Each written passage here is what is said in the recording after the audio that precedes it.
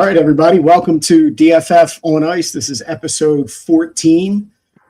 We are live on Facebook and on YouTube. And I just wanted to give a shout out, let you guys know we got Sig, Steve, Dave, Jake, and myself. What's happening, boys? How we feeling tonight? Fucking Flyers. Damn good. Fucking right. All right. DFF on Ice is presented by Aristeas Craft Brewing. It's located in Langhorne, Pennsylvania. Aristeas is an open concept nano brewery. Indoor and outdoor seating. The tap room features 12 taps that are pouring a Truda style beers on a rotating basis. They also have cans, as you can see, for takeout and for enjoying there at the tap room. They also have handcrafted nitro cold brew coffees on tap. And then they also have a wide variety of wines, hard seltzers, specialty cocktails, and they also serve a nice variety of non-alcoholic options, including flavored seltzers, shrubs. If you don't know what a shrub is, I can tell you. And the Well Dam cold brew, which is made with water from their well right there on site. All right, so we're going to do real quick what we always do. Sig's going to lead us.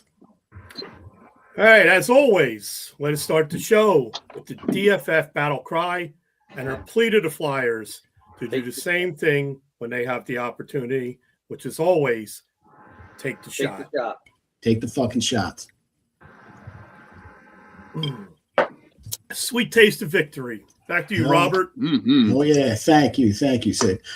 Real quick, guys, I want to mention this, and I didn't put it on the itinerary, but I would be remiss if I didn't bring up the fundraising that we just did. And I just want to thank all of our fans out there because through their generosity, Chris and I were talking, and I have friends who are iron workers, and everybody knows about the accident that happened a couple weeks ago.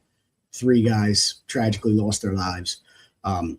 So we reached out and we told the crew, the DPF, Drunk Eagles fans, Drunk Flyers fans, even Drunk Sixers fans got in on the action, where we donated. And we made a donation well over $4,000 to these families, guys.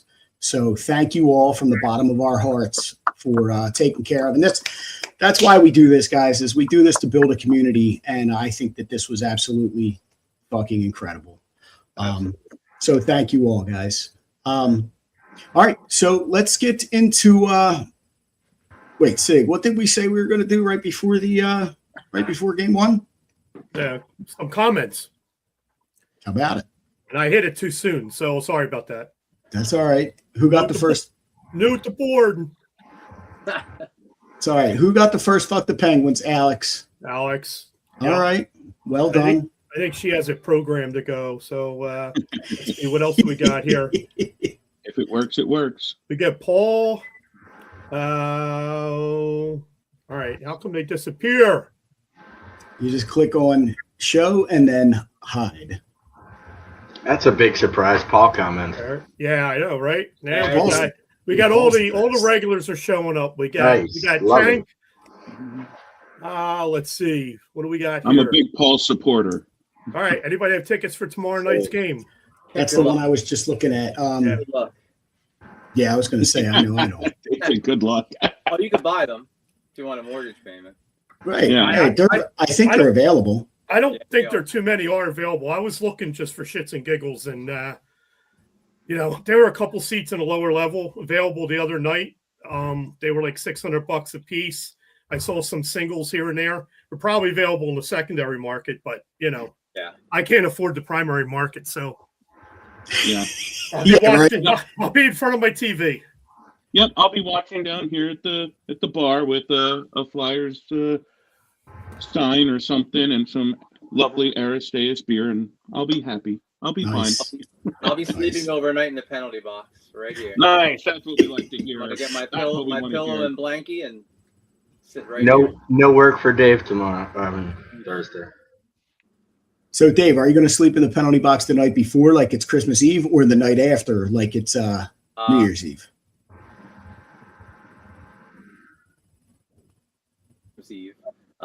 And then if they win tomorrow, or when they win tomorrow, I'm definitely going to be sleeping over because I'm going to be in no mood to walk in the house. I can tell you. I already got that yesterday, and it was well worth it. So I'll do that again. It's completely true. If I were a drinker, I would have been hammered last night. Let me just tell you. Even not drinking, like my friends that were here, it was just like it was incredible. The energy, the passion, the like everybody just being so freaking happy. It's just like you could tell that people have waited for it so long, and it was nice to see them release that. Like it was awesome. I'll tell you what, they are really doing their fucking job.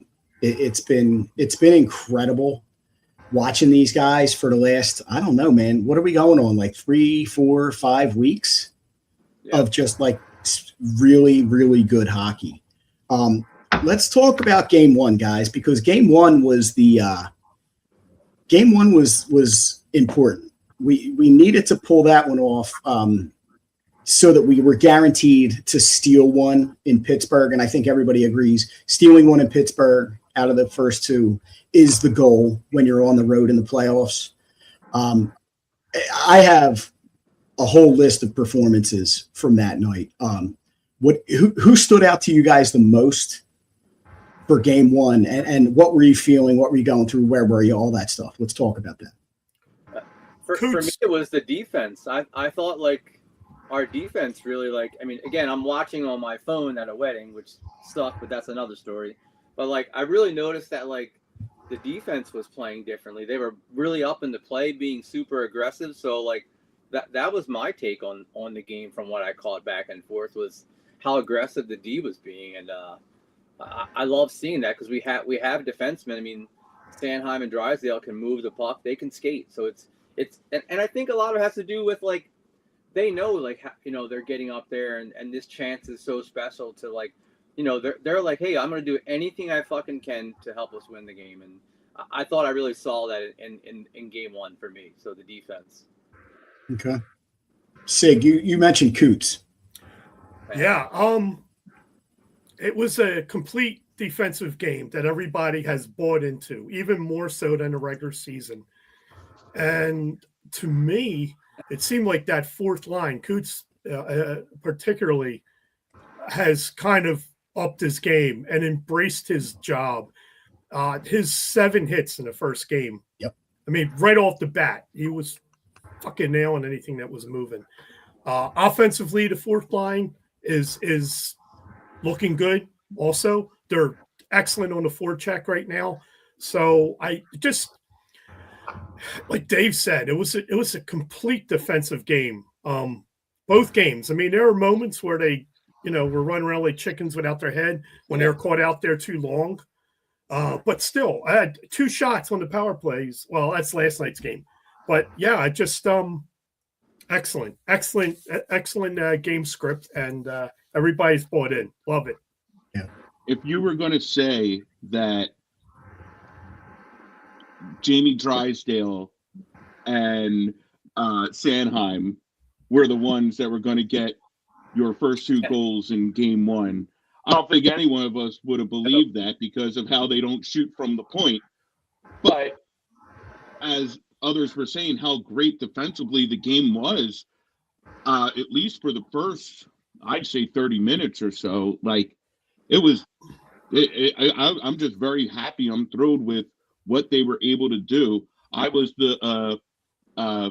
Dave was the one at the wedding. I was the one at the Phillies game. I stupidly didn't turn in my Phillies tickets.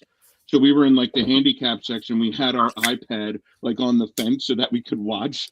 It was much more exciting than when I was watching on the field there. And then on the way home, I listened to the rest with Tim Saunders calling and everything, and then went home because I recorded it and then went home and watched it because I was a giddy child and couldn't fall asleep. But game one it's everything that I thought it was going to be. I don't see any of these games being 5-1 like the Wild was the other night or something. These are all going to be close, tight, knit, fought games. And the fact that what you said, Rob, where you wanted to get one, I'm not going to lie, I was happy. I didn't think they were going to win game 2. I really didn't. the fact that you were able to get to in Pittsburgh and come back, and again, I know you're a better road team, but you go 1-1 at home here, that means you have 3 shots to just win one game. That's right. That's how huge winning those 2 road games are. If you don't win tomorrow, the world isn't over. If you do, that's even better. Or even vice versa with Saturday night. Like, if you, after game 4, if it's 3-1 Philadelphia, you have 3 shots in 2 different cities. So take your pick of where to win. So I think the Flyers are in a great spot right now. Sorry, Steve, I didn't mean to laugh, but John had a epic comment there. Flyers in 3. But I'll get to future Hall of Famer Martone a little bit later on in the show. But I'm going to play opposite day here. The one that looked the most shaky to me, I've been singing his praises all year constantly, was Vladar. He looked he looked like he got beat a few times. They didn't score, but he was a little out of place. And late in the season, he didn't have the greatest, he was vulnerable. So I was the most worried about him. And at the end of the day, because of the defense, like you guys mentioned, he pulled it off. Yeah. And I was shocked by the defense too. Like Sanheim, we've mentioned this before on the pod, like since the Olympics, the guy's everywhere. He's a rock star all of a sudden. That's incredible. He's playing like an Olympian. Like he's playing like the guy who belonged there. And he's playing like a guy who belongs here now on this stage. And he played well last night too. Yeah, he did. And we'll get to all this stuff. I want to point out a couple things. Vladar only faced 18 shots in game 1. He had 16 saves. And so Jake, you're right. I mean, he made them when he needed to because he preserved that win later. But the push didn't really come from. I mean, it did, but did Russ score his with an extra attacker on, right? In game 1? No, they're 0 for the power play. No, I mean they pulled the goalie. They pulled the goalie. They scored. Yeah, so they scored. It was like a 6-on-5 or whatever the case was. Yep. I apologize, Jake. You're right. No, that's all right. So I mean, the Flyers were doing a lot of chasing at that point, and that's to be expected when they have an extra skater on against you and all that. But the Penguins won almost 60% of the faceoffs in game 1, which was a little perturbing because that's what we need. We need to fucking control the puck. And there was a time last night where we were struggling with that for a little stretch too. But Coots came out with those 7 hits, guys. And after that, he had 7. Where the fuck is it? Oh, Hathaway, 6 hits. TK 4, Martone 3, Sanheim 3, Seor 3. And Pittsburgh was hitting 2. They had 4. They actually out hit us. They had 41 in that game. They caught up this in the 41 to second 40. period. Yeah, right. They caught up this in the second period. Yeah. And Pittsburgh has been playing very physical. And that's fine. I think if they play physical, it takes them away from their offensive game. I agree with that 100%. Yep. And what we've seen is that the Flyers are matching it. And that was one of the knocks against the Flyers after they traded Delorier was that now they really don't have anybody. They have physical guys. They don't have fighters. Yeah. Don't need fighters. Yeah, I said this earlier. I was happy that I might have been the only one. I was happy that he was gone. You don't need fighters in playoffs. You just said it. You need physical play. That's it. He would have been riding the bench. Exactly. Yeah, exactly. Because there's no need for him. You don't need him until it's like game 6 or something like that, where it's tight and you need an enforcer or whatever. But he's not even really he's a tough guy, but he doesn't bring a whole lot else to the fucking ice. And another thing, they played a clean game. They played a clean game. They had Risto had a penalty, Sanheim had 2, and Drysdale had 1. So the fact that they only had 4 penalties called against them in that game 1 was huge because you don't want Pittsburgh on the power play. Regardless of, and we'll get into it right now, but regardless of what happened in game 2, you just don't want Pittsburgh to get that many chances. One more thing with game 1. Oh, I'm not done with game 1 yet because it's Go. No, not me personally. Go ahead. I mean, I do have a couple more things to mention, and everybody's going to fucking lose their shit. But go ahead. I mean, I was just going to say some underrated things as well is the fact that, and again, it goes back to how well they played defensively, is the fact that you had lower giveaways, you had more takeaways, and you were blocking shots like mad. And you beat Pittsburgh in that as well. Like, those are 3 underrated things. And what Jake was saying, where you have hits, like, yeah, we only lost by 1 hit, but like, that was a physical game. And with that physicality, with us being able to do the blocks and keep the giveaways down and get more takeaways, it all clearly goes into your favor, and that's why you were able to put 3 on the board against Skinner. You know who does have a hit, I believe? Does Michkov have a hit in the last 2 games? I haven't seen him play the last 2 games. Yeah, ain't that the truth? Look at He had 2 hits in game 1. Yeah. Okay. And then he did not have any in game 2. Again, He's averaging 10 minutes between the 2 games. Right, and that's another thing that we'll talk about because that it stands out. I'll tell you that it definitely stands out. Guys, Martone gets that goal, and I think everybody lost it. Every Flyers fan lost it when Martone gets that goal. What was it that put them up 3-1? Yeah, and it turned out to be the game winner. What a fucking smart play. This kid's 19 years old. He's only been up for like a fucking 45 minutes. Yeah. And he's making these plays where everybody thinks he's going to pass. And he turns and he just fires and he finds the spot, dude. Like, regardless of what he becomes, this stretch of hockey is fucking awesome. I've watched that play at least 1,000 times. And every single fucking time, I think he's just like resetting the offense, looking for like a one-timer in front of the goal. He just turns around, and before I can even know, and this is after 1,000 times, wrist shot, hits the post, bounces in. I still can't believe it. I'm not saying he's the next Wayne Gretzky, but holy shit, with that composure, your first playoff hockey game in the NHL? What the heck? He didn't have a great game.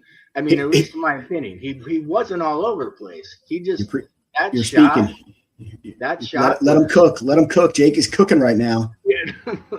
No, but I mean, and I can throw stats at you. Like, yeah, he's had 2 game-winning goals in his first 2 playoff appearances. He's the only teenager to do that.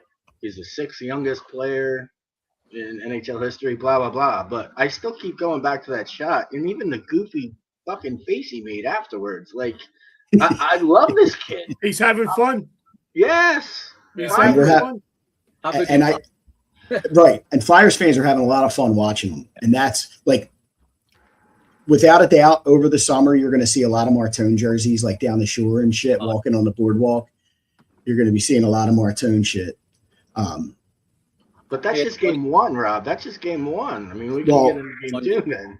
That's exactly right. And then let's get into game 2, guys. Last night was such a thorough ass beating.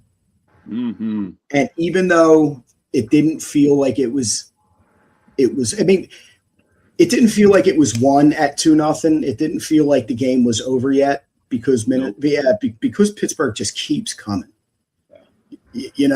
but the Flyers are doing something. Somebody mentioned earlier about the system. Tocchet has these guys playing in a way that we didn't see almost all season.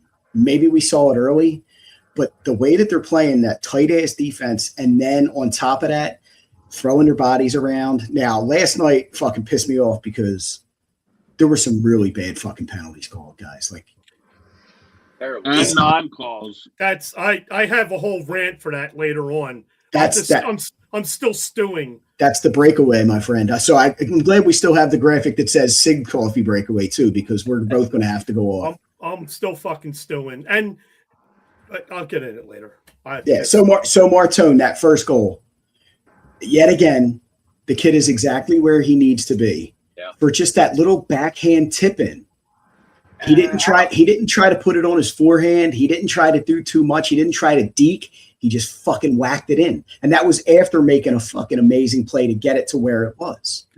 I mean, you can say he was where he needs to be. Like, that might be part of his, you need luck in hockey. Like, you need some of that going forward. But, I mean, Konechny broke his stick, got the shot blocked, and Martone backhanded it, which was wonderful. But I wouldn't say that doesn't even compare to game one. Well, I'll tell you, here's the thing, and this is something that, it was in his scouting report. His hockey IQ and his presence, where he knows he's supposed to be on the ice. He does one thing that drives me out of my mind that other people don't do, especially when they're on the rush. Nobody drives the fucking net. All right? The puck is buzzing around the net. He is exactly where he's supposed to be. You got Konechny on the right side of the net. He's on the weak side, skating up, just waiting for that fucking rebound. Hey, pops in front of him. He doesn't try anything. Yeah, just, again, hockey presence and hockey IQ. I don't need to do a lot. Just want to get it in. Before the goalie makes a move, put it in. Bang. It doesn't have to be pretty. It just has to be. And right now, he knows where he is on the ice. The first goal that you're talking about, Jay, same thing. He does a little curly cue. He's fucking wide open. He just takes the shot. Right. It's nothing special, but it really is, because it's like if you have a GPS and you're looking down at him, he just knows where he's going to be. He knows ahead of time where he's going to be and what he's going to do, and he's going to have that shot. Yeah, he is. Right. Absolutely. Well, you said go to the net. I mean, yeah, he's great. Yeah, but I what I'm trying to say is his first wrist shot in the first game was incredible compared to a block shot. Like, that's a hockey bounce. That's what it is. But you're right, hockey presence. Sorry, Dave. Oh, that's okay. That shot in that first game was, I mean, he's just showing every single game like how elite the kid is, and he's fucking 19 years old and hasn't even grown into his body yet. Like, that's what got me so excited, like, watching that play in that first game, like, just to see the goalie. Like, the goalie was like looked like my screen earlier. He was just frozen, like, with his glove up, like for what it seemed like an hour. Like, how did that get in? But he turned and let the shot go, just all in one movement, and picked that corner. Like, it's just like, there's good players in the NHL, and then there's like elite players. So I know it's been such a small picture of what he can do, but that's a whole fucking nother level to be able to turn and let that puck go, and an NHL goalie, like, where on a clear shot, not even screen, like, how did that get in? Like, that's exciting for Flyers fans. And even the defenseman thought, like, he backed off, like, ooh, I just stopped Martone going to the. Nobody knew he was shooting that puck except for him. Oops. Yeah, Shit. He was the only one who knew that shot was coming. Right. Say that again, Dave. I said he was just curling to create space for himself and come off the wall and try and make a play. And then he was like, nobody's there, and I have a fucking god-worldly shot. I'm going to shoot the puck and pick that one little spot where the puck's going to go in. It's just, I don't know. I've just been in all over the kid. Like, yeah. Since he's So we can sit here and sing Martone's praises, and by all means, let's continue. But Hathaway scored a fucking goal in that game. Oh, beautiful. A wonderful goal. And again, we're getting fucking, like, the fourth line. We're getting these contributions where they're not just giving the first and second line like time off the ice. They're not just giving them a blow. They're going out there and they're playing really good hockey. Hey, Rob, that's how you win playoff series. You're fucking right. As old as time, it's not two lines. You're getting those, whether it's, the fourth line not allowing any goals or whatever it is. Like, every good playoff team rolls four lines. Correct. And as long as I've watched the NHL playoffs, and that's what you're getting. Like you said, it's an intangible that you can't weigh. I mean, when you get guys on your fourth line doing stuff like that, especially that timely goal, it's like it's something to really be excited about the next couple of games coming up. So and Hathaway had an opportunity because Tippett was he was out of his mind on that. he was like the Hulk coming Yeah, down, I don't know. I can't explain it. just shaking guys off of him like. It's like fucking NHL 95. Yeah. Yeah, exactly. Yeah, with the if your fourth line is doing better than Pittsburgh's fourth line, it shows. If your fourth line's doing better than Pittsburgh's third line, it really shows. And that's what's going on in this situation. Tippett on that 2-on-1 did such a great job locking eyes with the goaltender and having him, and he was locking eyes with them, and he made him believe. He made him believe, and then it looked like I'm going to shoot. Nope, just passed this over right through the defender, wide open net. Hathaway couldn't get an easier goal if it he was standing in the crease and it hit off him. Well, he could against the Mammoth about 3 months ago, but we won't go there. No. It cost us 2 points, but we won't go there. Inappropriate, Sig. Inappropriate. Well, very inappropriate because that would have given us 2 more points and we would have home ice. We might not have a 2-0 lead because we're a road warrior. Oh, pish posh when you're Yes. So did anyone mention the pass from Tippett to himself? Yes, it was that same play, man. Mm-hmm. He got pinched against the boards. He just passed it out there, got out of it, picked the puck up, and then he did that dipsy doodle on 2 defenders, that Latwang, and then he's on a knee. Yeah. He's on a knee when he makes that pass. And like Steve said, he stared at the goalie the whole time.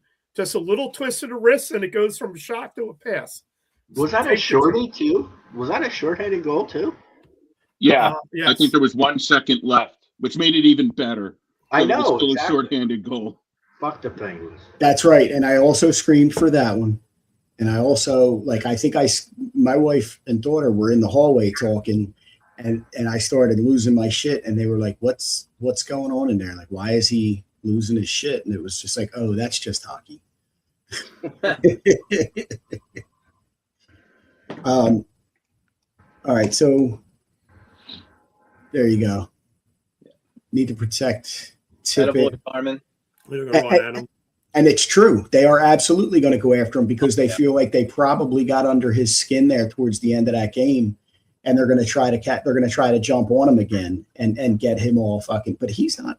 He was so calm. I mean, he was pissed off, but he was calm because I he wish knew. he would have scored that goal with the blood running down his face still. That'd have been fucking epic. Wouldn't it though? That would have been hilarious too. I would have loved it. that. I had a real big problem. I had a real big problem with Sealer getting a misconduct there. Yeah. I thought that was a bit of horse shit because he's responding, and that's, you're not allowed to react in the NHL, but it was. Tippett took 2 uppercuts to the face. Right, exactly. Yeah. Not one, 2. Fucking big Penguins goon. Exactly. But they won't review that though. Like him giving 2 uppercuts with his gloves on like a pussy. Yeah. So if they were gonna fine him or anything, they would have done that today, right? Yeah, they would. It would have happened by now. Yeah. I'm not gonna drop my gloves, but I am gonna punch you in the face twice. Because we're Penguins, we won't get in trouble for it. And that's what was going on there, is that they were so frustrating. They frustrated the shit out of the Penguins so bad that the Penguins, and this could just be us. Are the Flyers a dirty hockey team? Because to me, it doesn't seem that way, but it really feels like the Penguins are dirty. Yeah, Malkin is a fucking scumbag. Oh, he's always been. Crosby's a fucking dirtball because they showed a sequence. Crosby just kept cross-checking somebody. Yeah. There was no call whatsoever. And then who was it? Glendening got called with the he didn't extend his arms. He just leaned on him like this. That was terrible. Terrible. I mean, Butcher, hockey's dirty. I mean, it's it's not a gentleman's sport.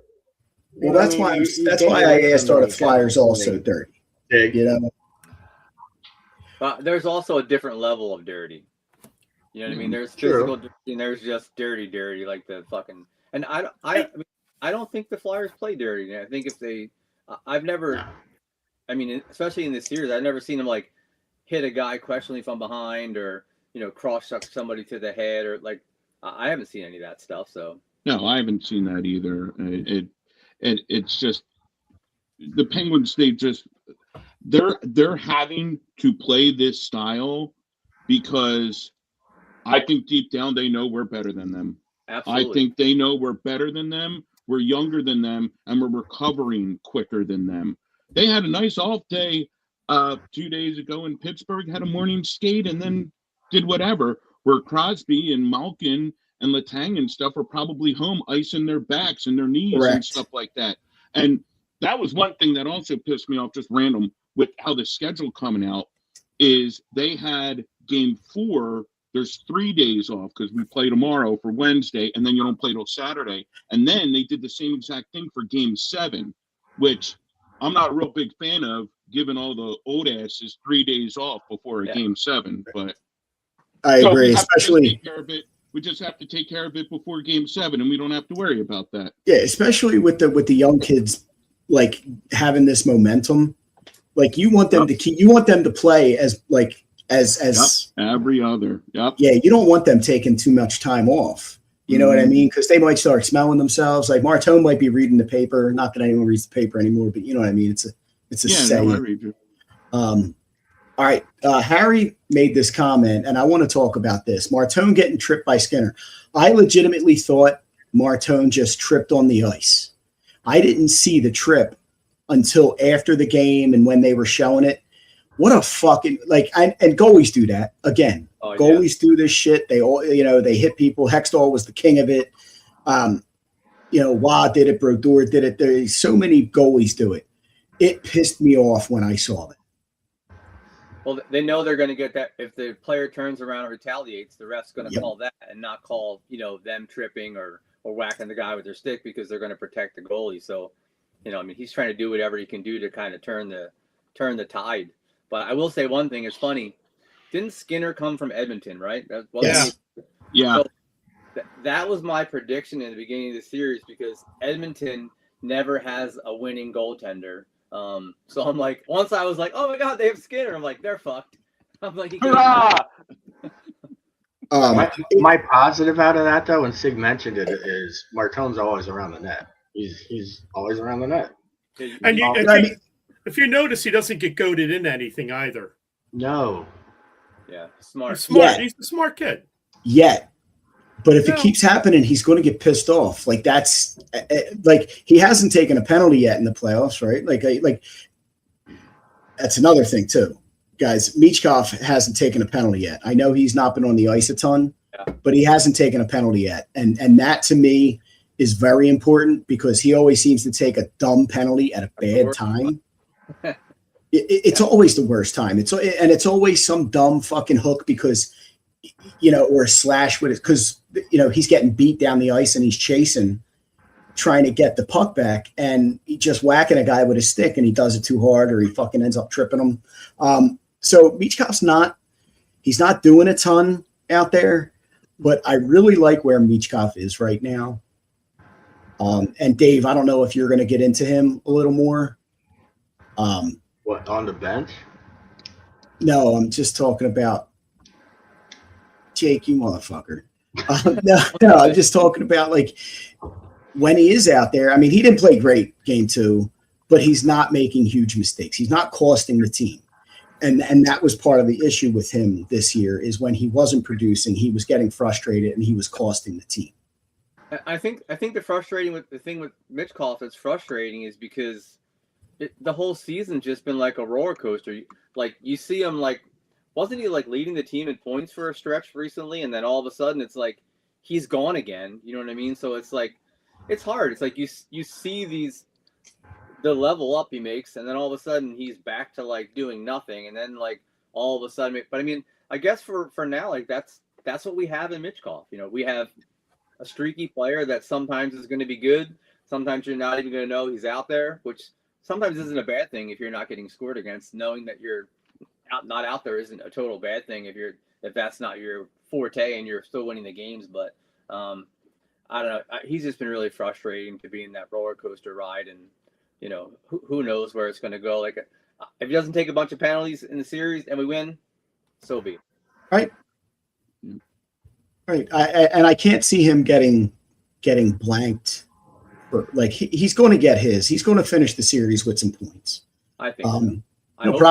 He'll probably take a penalty at some point too.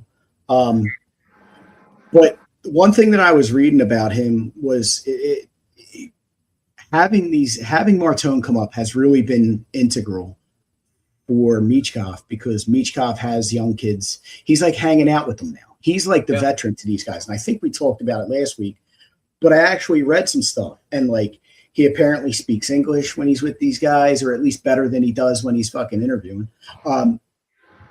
So they're looking up to him, and he's actually taken on that role. They're listening to Olivia Dean songs in the freaking locker room when they win. Like this, I'm okay with this.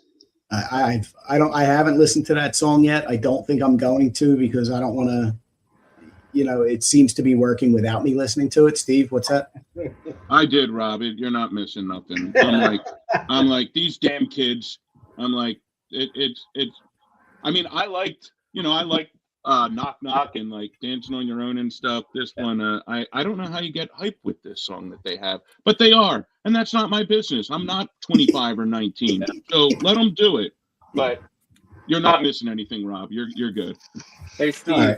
It's funny, Steve. I was playing that song last night in the penalty box when we won, and it was funny. Everybody was like, "Could you please put Knock Knock back on?" I'm like, I played like 20 seconds of their actual song, and I was like, "Fuck it, we're gonna put a much better." Put Knock. That's why I said these damn kids don't know how to choose music. Well, I didn't even know what Knock Knock was, and then Chris, Scotty Hartnell was famous with the guys. I don't remember it. All I know is that it's a Mac Miller song, and Mac Miller's from Pittsburgh, so fuck Mac Miller. Yeah, that's fair. And that's all I got out of that. Rest in peace. That is. It's like that's where my brain is right now. It's like fuck putting French fries on sandwiches. Fuck Mac Miller. Fuck Wiz Khalifa. I don't know. In yellow. Yeah, exactly. Right. Exactly. So it's just, this is so enjoyable though, guys, watching the Flyers Penguins. And Steve, I believe it was you. Like, this series is far from over. Jake made sure that nobody better say this series is over. The series is far from over, and it's going to be hard fought. I don't want to say it, but I still think the Flyers are going to take the series. I don't want to build it up or anything. I know what I think is going to happen. They're going to win the series. No, I do believe they're going to win the series, and I'm not afraid to say that. But it's how they win the series that I am not going to say. I just have a feeling that they're going to win it in spectacular fashion. I picked them in 5. To be honest with you, me and my buddy have a bet going. And I picked them in 5. So he picked the Pittsburgh Penguins. I don't know what he was thinking, but the way they're playing, I'll stick with my 5, but I wouldn't be surprised if something else happens. I'll say. It's oh boy. It's not insane. Do you know what I'm saying? Like, it's not completely insane. It's not to suggest that it might not take as many as 5 games. I mean, to put this series away. Pittsburgh has done in the last 2 games to make you think that we can't beat them that many games in a row. I still believe that it's going to be a hard-fought series, and I also believe that Pittsburgh is not going to lie down and make it easy for anyone. Oh, absolutely not. But would anyone be, in all honesty, though, like, would you, with what I said earlier, would you be angry, like, if you go 1-1 here at home, you're up 3-1, and you, like I said, you have 3 shots. Like, if you go 1-1 in the next 2 games, like, You can't tell me you don't feel good. Now, if we're tied at 2, if we're tied at 2 afterwards, that's a completely different story. Different. It's different. But if you go 1-1, that you are allowed. You're able to go 1-1 because you got those 2 wins. That's exactly fucking right. That's what we say. Steal 1, but when they stole 2, that's how huge that is. It's okay if you have a home loss here and win the other one. You're 3-1. You have 3 shots at 1 game, and at that point, if you go 1-1 here, you've won a game in both of the arenas. So take your pick where the hell you want to win. Yeah, and it's how they won game 2 that made such a difference. Yeah. Hey, Rob, Steve. you're getting ahead of yourself here, man. Steve, how many games have the Flyers won in a row now? 5. And Butcher just said it could go less than 5. How many? 4 plus. Are you kidding me? Even I'm not. They're not winning 7 in a row. Exactly. The fuck is wrong with you, Steve? I'm sorry. It's still. Look, I still say yes, they've won 5 in a row, but you still haven't won 4 regular season games in a row. Now I'll take 16 playoff wins in a row, and I'm fine with that. How about it? Plus, I'll be there Saturday night, and there's no way in hell I'm going to get that much enjoyment for a freaking sweep. What? What's a what? Yeah, I said it. What? Sorry. I'm going to put a jersey on Billy Penn now. Flipper, why would we have people on the show that know what they're talking about? We Yeah, don't we want to don't look have taking bad. our jobs. He also said bad. he also said bring a guest on. Yeah. So Hey, guess what, Flipper? I know what he meant. flip off. Of course. We need to get somebody on here who's well versed in hockey. Instead, you get us. So we appreciate you tuning in, Flipper. Don't flip that Siggy. dial. Sorry, I'm a dad. Hey, Siggy. Yeah. I sent Tim Saunders a picture of your shirt. Did you? Good. He loved it. I told him, I said, Sig's got your shirt on today for good luck. Yeah, okay. After the season, Tim needs to come on this show, and He will. yeah, Can we get his daughter on the show, too? easy. Not now. Easy. So guys, Tippett had 7 hits in game 2. Hathaway had 7 hits in game 2. TK had 6. Risto had 5. Like, they really went out there again in game 2 and threw their fucking bodies around and played physical. Do you expect that to continue for game 3? Yeah. Why would you stop? Right now, it's in the Penguins ballpark to make their game changes to what we're doing. Why would we stop anything that's working? Right. They're the ones who have to adjust. Yep. And if they just hope that Tocchet has prepped them what they're probably going to do and what we need to change to do, so they know ahead of time. It's all coaching right now. It's just no different than hitting in baseball or pitching in baseball. Everybody's making adjustments. Some in football, it's in-game adjustments at halftime. Same thing. Penn's got to make the adjustments.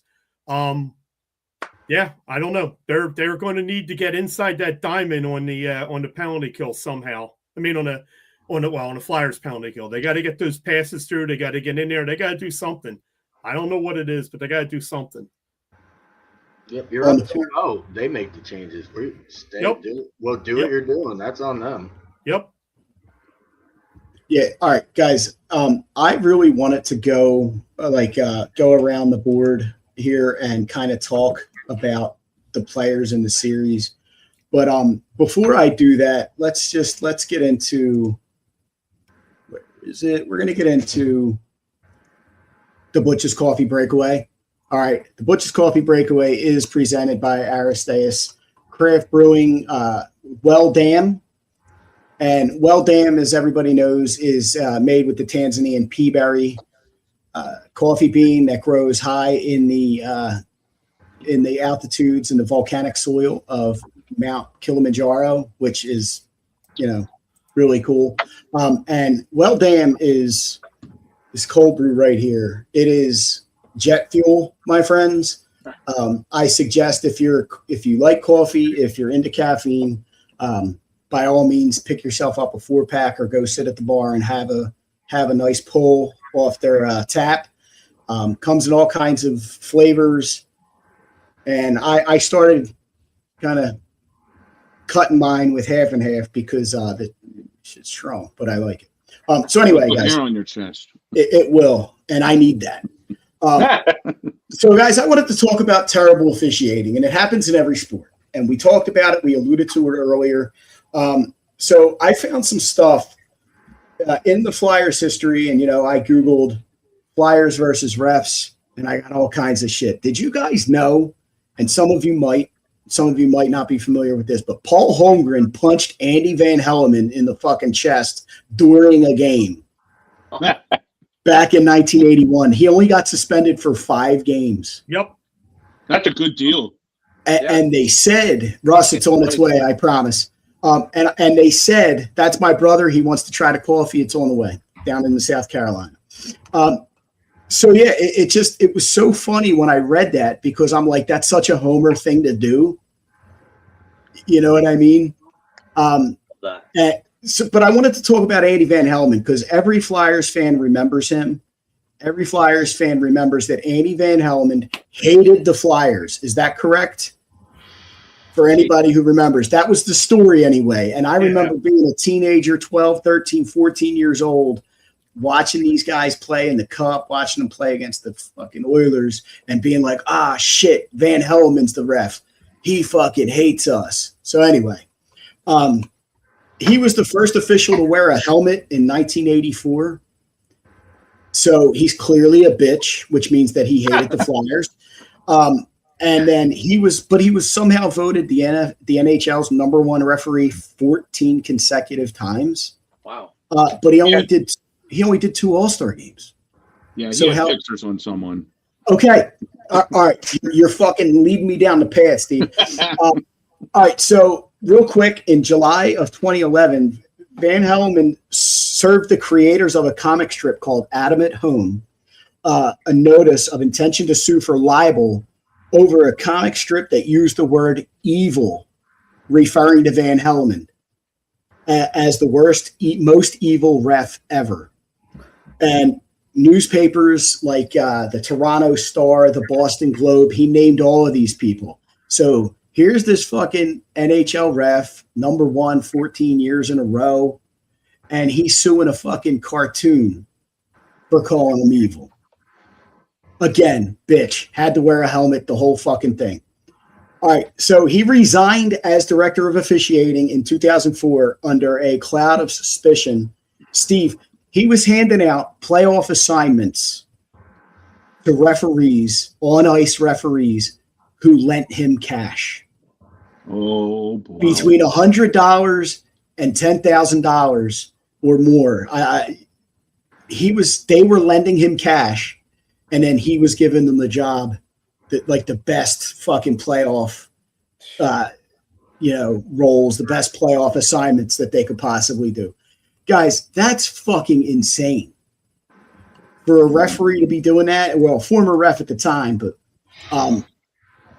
just the way that this fucking dude. So I don't know if anybody in the comments remembers Van Hellemond, but we fucking hated him. He was probably a Penguins fan.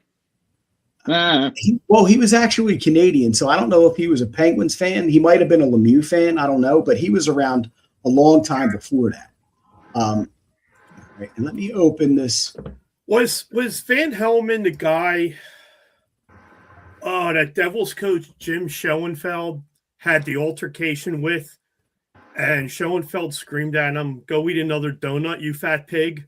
And this was leaving the ice. Van Hellemond and him were arguing back and forth, leaving the ice like a few feet away. I think it was Van Hellemond. He slipped. He misstepped coming off the ice, and he tripped and almost fell. And he's screaming, "You push me! You push me!" Schoenfeld's like 5 yards in front of him. He's like, "I didn't push you. You fell, you fat pig. Have another donut." Paul McLaughlin said it was Don Koharski. It was Koharski. Which makes sense because Koharski, I remember Koharski being a bigger guy. Yeah. All right. Thanks, Paul. That's fucking hilarious, though. That's still funny. Yes, it is. So last thing, when I was looking this up, I found an article from April 29th, 2008 that was in the Delco Times. And apparently this Flyers team back in 2008 was doing a lot of complaining, saying that the officials, it really felt like the officials were against them. So I just think that this is a Flyers thing, guys. Just like, when I say that the Penguins are a dirty team, or, the NHL doesn't want Philly to win a Stanley Cup or whatever the case. I think it's just us. I think we have this mentality that the world is against us, and it serves us well. But I just kind of wanted to get into that because I was so pissed off about what happened last night. The egregious, terrible officiating last night. You The stole non-calls. one of my fucking words too. Egregious? God damn you. Dude, it's out there, man. It's out there. Fuck. It's like getting mad at me for picking the apple. It's like, come on. I paid for right that, there. man. I just, it cost me 50 cents. So anyway, that was the Butch's coffee breakaway, talking about bad officiating and all that shit. So yeah, that's that. Yeah, I don't think we're biased. Like looking at the series, the way the refs have been calling the game at all. I mean, you can go back and watch some of the penalties, and you're like, how the fuck did you call that? You know what I mean? So, I mean, yeah, we're always rooting for our team and stuff and the Flyers, but I mean, it really has been just some of the calls just leave you shaking your head. Like, what were you looking at? I mean, just one, for instance, with that one with Crosby pulling off the dude's helmet, and we instead of him getting a penalty for that, like just that, and that's it. Like, oh, well, don't worry, we're gonna take him for interference. Interference in what? The dude's getting his fucking bucket ripped off his head. What did he do? Like, I mean, there's so many of those type of calls the whole series. You're like, but whatever. Like, the refs can't fucking take the game from us because we're still winning, and just do what you're doing, and you're not going to beat us this series no matter how you try and spin it. So Exactly. I'm gonna opposite argue you, Dave, in the fact that I'm more upset about the things that like aren't being called. The amount of interference calls actually on both teams is just insane. Like, I don't know how these referees are missing. Like, you're impeding someone's forward progress. How the hell is that not interference?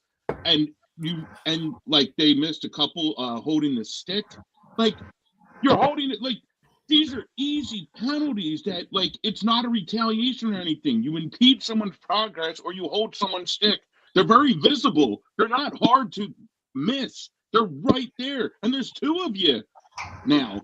Like, I don't understand why they are not calling as much stuff. It does seem that, the Flyers are not getting as many of the calls. I mean, however, our power play's god awful, so it's like, yeah. Hell. On a power Yeah, play? exactly. We're like, can we pass? But like, yeah, I just wanted to argue the opposite point of that. You were arguing with what they're calling, and I'm arguing with like what they're not calling. Either way, like, do better. If this is going to be the crew for the whole series, just do better. God, Agreed. And I'm going to counter both of you. Oh shit. All right, both of yous. All right, first game really wasn't too bad, but the second game, almost all the fucking penalties that were called, in my opinion, were not playoff penalties. Yeah. And that's for both teams. It's cheap shit that players should have to fight through in the playoffs. You don't want a playoff game decided by a questionable penalty, so you let anything go but the most egregious ones. Sig, that is a fantastic word. I know. I paid for it. I'm fucking using it, Rob. So, but although it's obvious that there is some kind of second rule book for the Pens, and I don't like crying about referees, but I'm going to cry about the refereeing. There's just, you ask anyone outside of Pittsburgh, and they've been saying, oh, Crosby gets preferential treatment. The league doesn't want to see its stars in a penalty box, right? He knows this, so he does all his little pushy shit and gets away with it.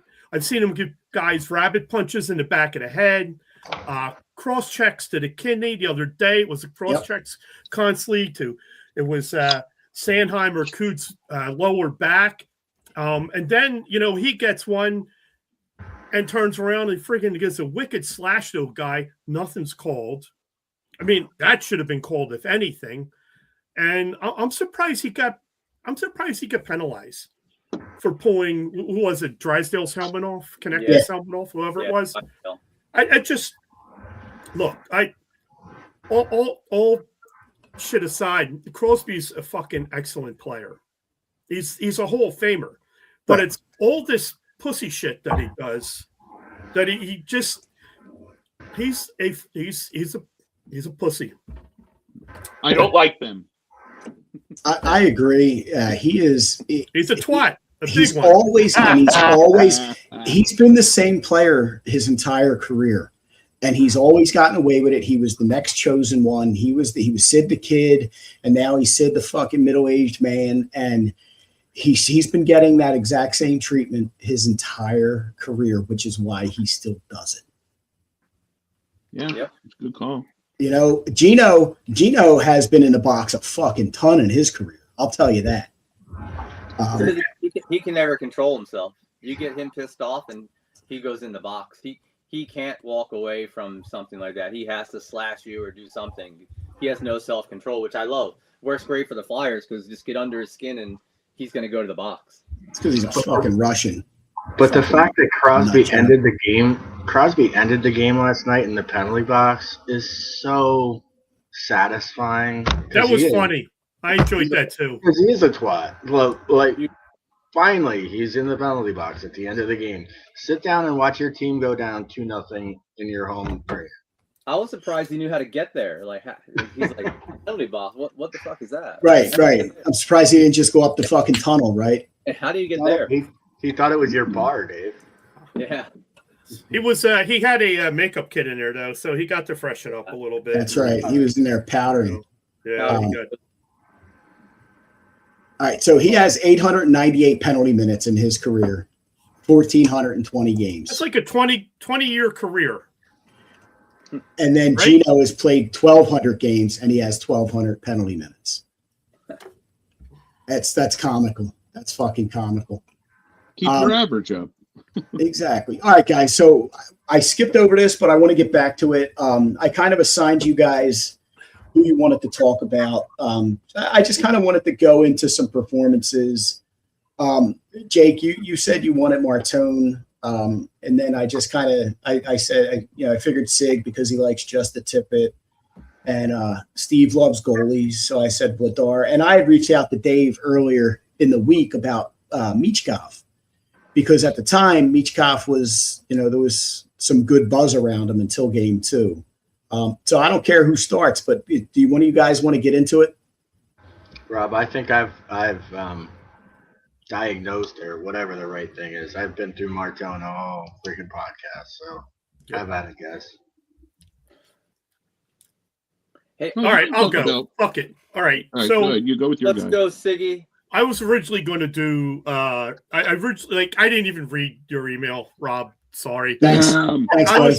Like the guy that kind of just stuck out at wow. me was Coots, and then I'm like. Then I read it, I'm like, I can't do Coots. So I put him aside, and I started looking at all these other guys, and I'm like, man, I mean, it's just there's nothing out there that's really jumping out at me for anyone. There's a couple guys that haven't done squat, but I know why. But so I'm just going to go on somebody that, we really beat up during the year. He was benched off and on all year, and that's Garnett, don't call me Jane Hathaway. And if you get that joke, you're old. He leads a team. He leads a team with 13. Or you grew up watching friggin' afternoon Gilligan's Islands and Beverly Hillbillies. So, but Sig, right, just get to the hockey talk, man. So he leads what you're talking He leads a team with 13 hits. He's a +2. He has a goal, an assist, and honestly, he pretty much was the one who set up that scoring for Martone in the last game. The fourth line was in the zone. They kept the puck in the zone. They were cycling it. They turned it over when Devo, Martone, and Konecny took over. All right, so there are points early in both games. And if you remember, both games, like nothing happened the first half. But that fourth line of Hathaway, Glendening, and Coots are just all over the job forechecking. I mean, They have scoring chances, and I was pretty pissed off though when Coots and Glendenning somehow botched a 2-on-none.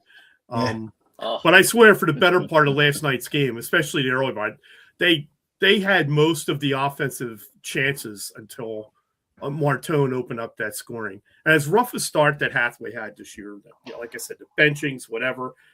I heard talking in his press conference said the guy never complained. He just kept working. He's just a kind of the unsung hero. And we said it. You need all four lines, and that fourth line is working. He's a huge part of it. And so there you go. I'm singing his praises. Hey, Sig, I saw that 2-0 and I was like, yes. And then I saw who was on the 2-0 and it was funny. They were laughing. I like put my head down. They waited too long. They needed to pass at least once back and forth about a good before they hit the hash marks or the circle. And the wrong guy took the shot.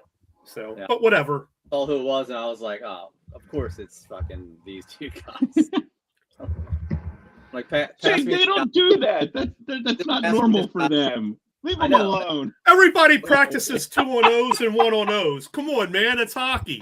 To be fair, Skinner's been pretty good on breakaways because the Flyers have had a couple breakaways, and Skinner's been pretty good. There have been. I mean, there's a few of them that a couple breakaways too. I was questionable, but whatever. I won't go into that. We won both games, so fuck it. I will say I can't stand when the Pittsburgh crowd goes, Stu. It's like, shut the fuck up, man. It's hilarious.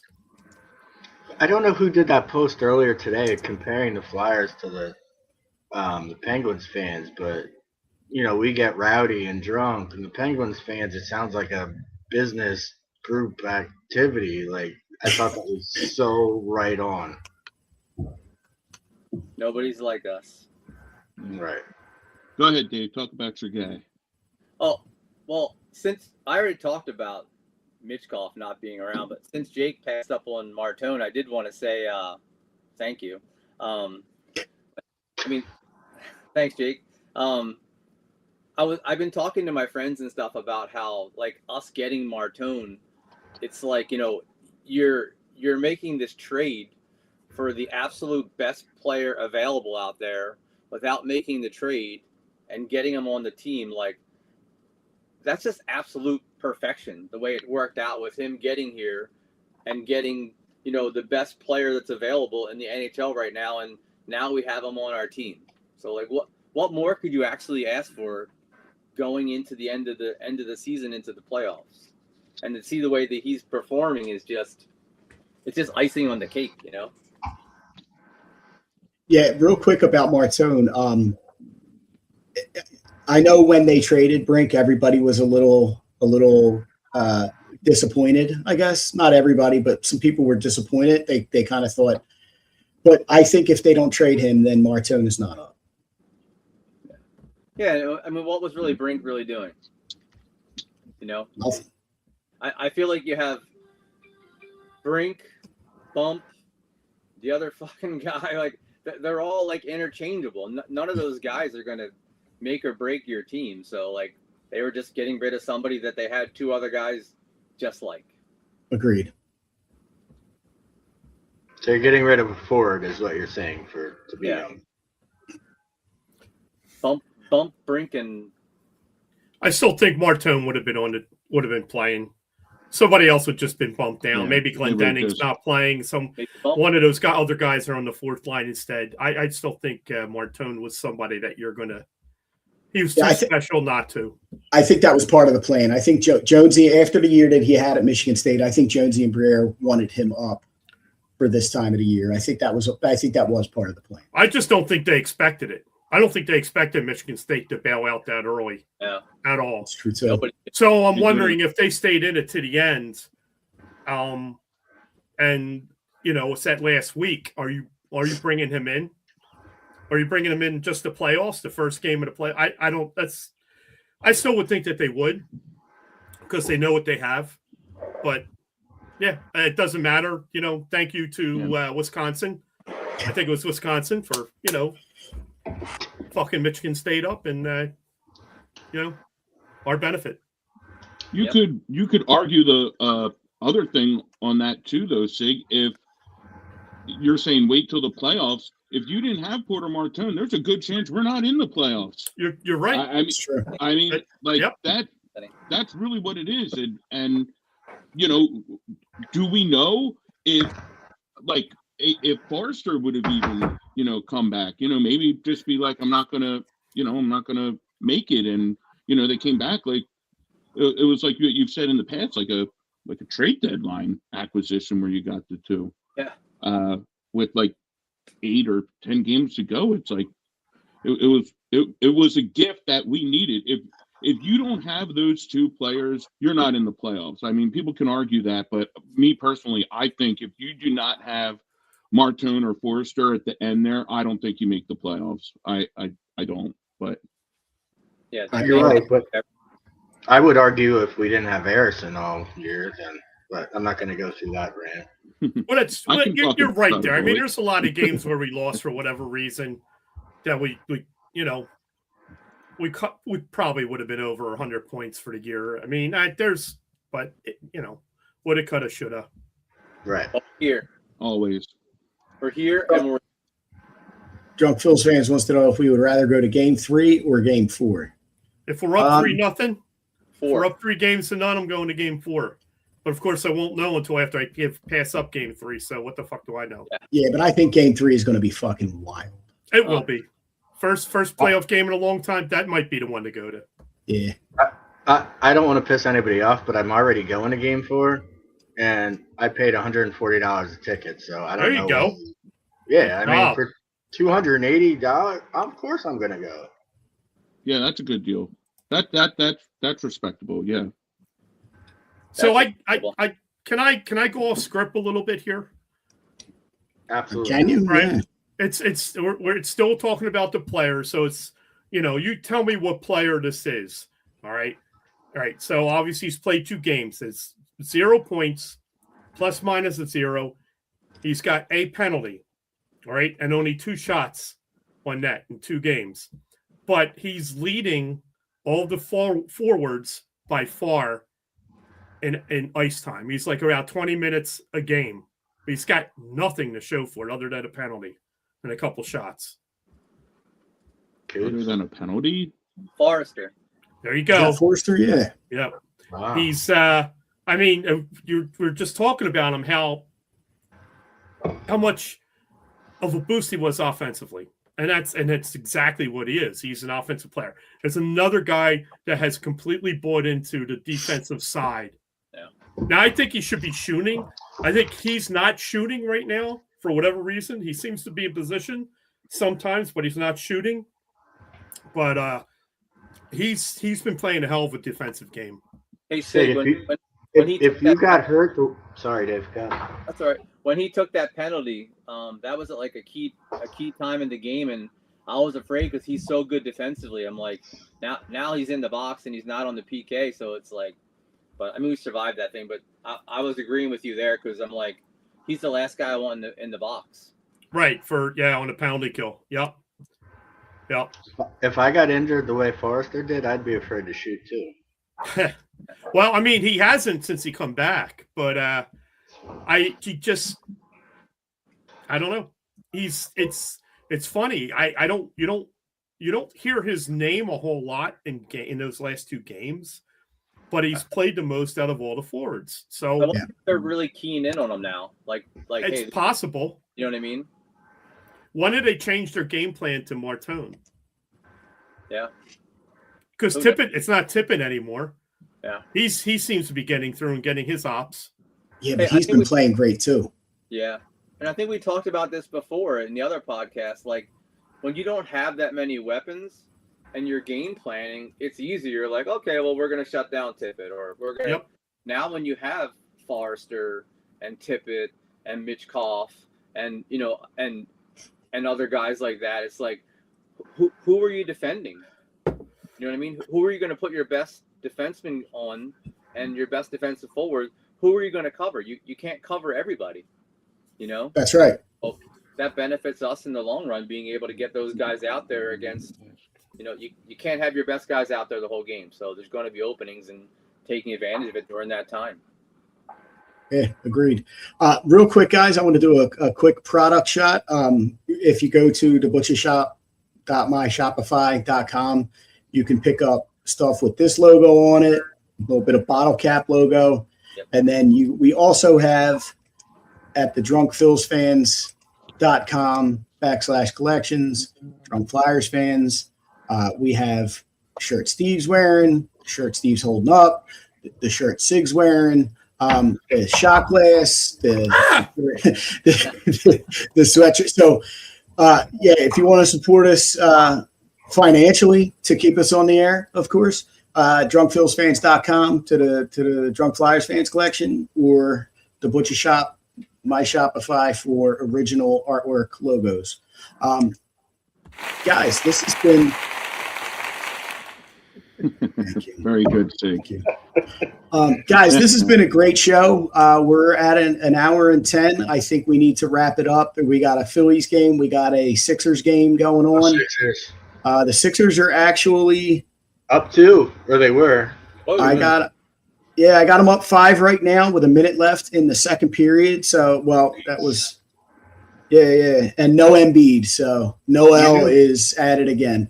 Hey, the third is our quarter. That's our period. Like, they rock the third. Walt says his shirt came yesterday, which is pretty freaking exciting. And Paul says quality clothing that looks and fits great. We in no way paid these guys to say it. So I just want to say thank you to everybody who's still watching. I think we have 15 viewers that are still out there. Guys, real quick. They fell asleep with their TV on. Yeah. That's it. Whatever, man. Numbers are numbers. I don't give a fuck. That's ratings. So, I mean, I don't give a hoot. All right, guys. And when I played this earlier, I was remiss. It's my fault. But the DFF theme, DFF on Ice, was written and performed by a friend of mine at church. His name is Walter Keene. And I'm going to pull that up and play it. And Walter's going to play us out. Guys, great show tonight. Any parting thoughts? Flyers in 6. Let's go Flyers. All right, we'll be talking to you guys. Let's get the rally towels going tomorrow. I'll be right here. Fucking right.